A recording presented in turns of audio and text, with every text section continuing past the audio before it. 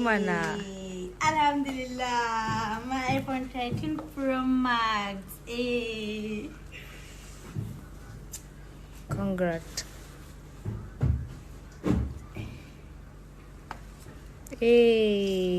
Congratulations. Thank you so much.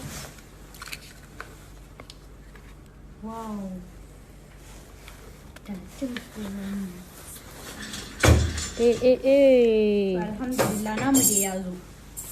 Congratulations. Namu yazo. Congratulations. Ummi Rahab ta zama jaruma ta farko da ta mallaki iPhone 13 Pro Max a Kannywood.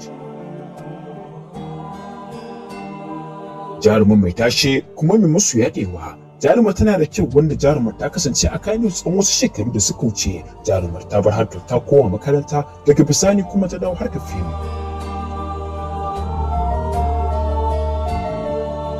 Bayan wasu shekaru da daina jin labarin jaruman sai jarumi Adam Ezonko ya dawo da ita cikin harkar fina-finai a wani sabon fim ɗinsa mai suna Farin Wata Shan Kallo, wanda jarumin ta farfado a cikin Kannywood duba da yadda jarumin ta yi kyau sosai. Hakan ya taimaka wajen ɗaga wata tare da samun masoya da yawa.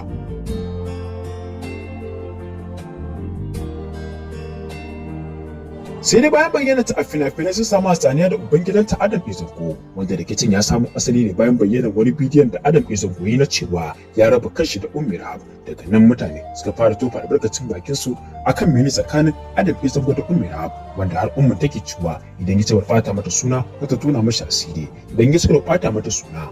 An yi rikici sosai akan batun, wanda rikicin ya karaɗe shafukan sada zumunta.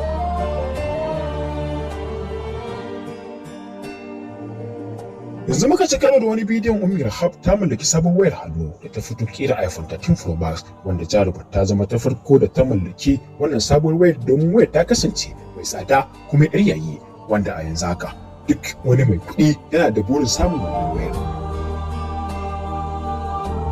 Ku dole subscribe sannan ku danna alamar ƙararrawa domin samun labaran abin da ke faruwa a cikin masana'antar Kannywood.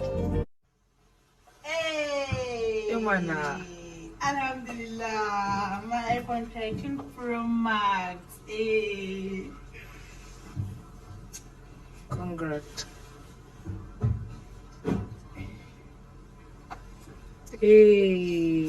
Congratulations. Thank you so much. Wow.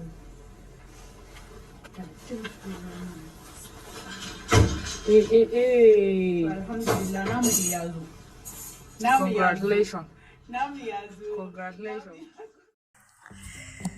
Salamu alaikum. Sunana Rahama Sadau. Ku yi subscribing sannan ka ku manta ku yi liking, ku yi comment da kuma subscribe.